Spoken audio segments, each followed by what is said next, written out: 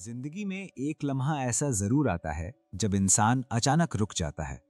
न इसलिए कि रास्ता खत्म हो गया हो, बल्कि इसलिए कि दिल में एक सवाल उठता है, क्या मैं गलत सिमत में तो नहीं चल रहा? ये सवाल शोर नहीं करता, ये किसी बहस में पैदा नहीं होता। ये सवाल अक्सर रात के आखिरी पहर खामोशी में जन्म लेता है।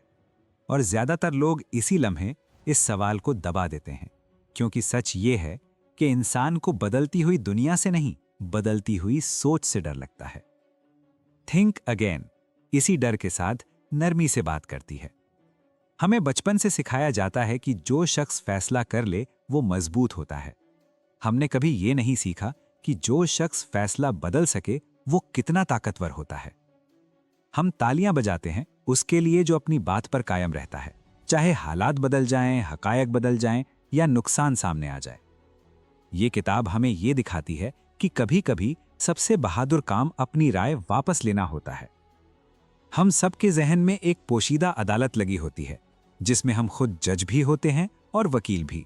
जब कोई नया ख्याल आता है हम उसे जांचने नहीं देते, हम फौरन फैसला सुनाते हैं। थिंक अगेन हमें कहती है, क्या होगा अगर हम इस अदालत को लेबोरेटरी बना दे, जहां ख्यालात को सजा नहीं बल्कि तजुर्बा दिया जाए।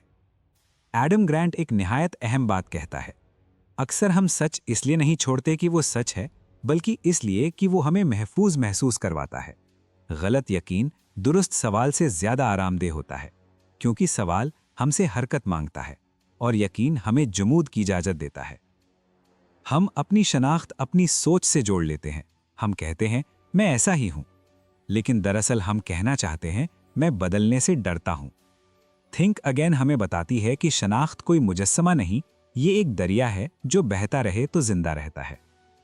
हमारी सबसे बड़ी गलत फहमी ये है कि हमें लगता है गलत होना हमारी कद्र कम कर देता है, जबकि हकीकत ये है कि जिद हमारी कद्र घटा देती है। वो लोग जो कभी नहीं कहते शायद मैं गलत हूं, आहिस्ता आहिस्ता सुनना छोड़ देते हैं, सीखना छोड़ देते हैं और फिर पीछे रह जाते हैं। थिंक अगेन हमें एक नया एतमाद सिखाती है, वो एतमाद जो चीखता नहीं, जो खुद को साबित नहीं करता, जो खामोशी से अपने ख्यालात को अपडेट करता रहता है।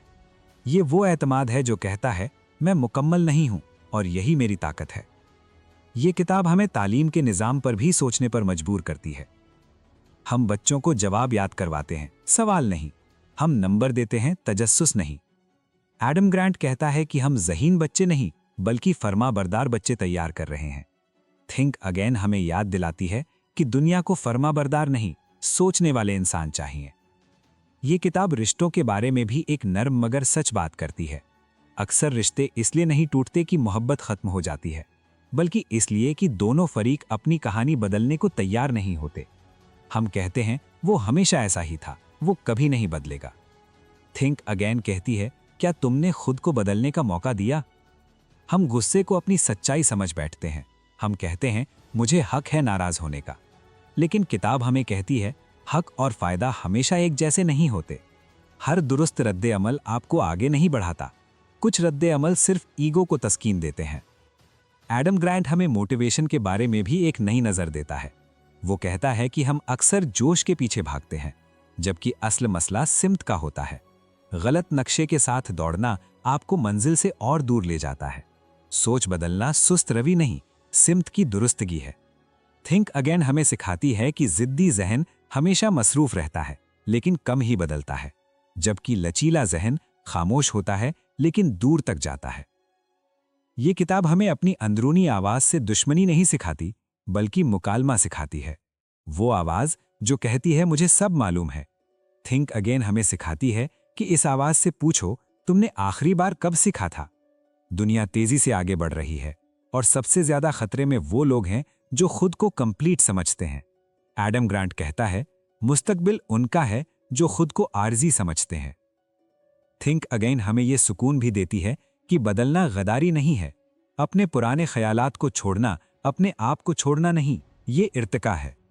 अगर आप चाहते हैं कि ऐसी गुफ्तगू सिर्फ यहां खत्म ना हो, तो वीडियो को लाइक करें ताकि ये पैगाम उन लोगों तक भी पहुंचे जो खामोशी से अपनी सोच के बोझ उठाए फिर रहे हैं।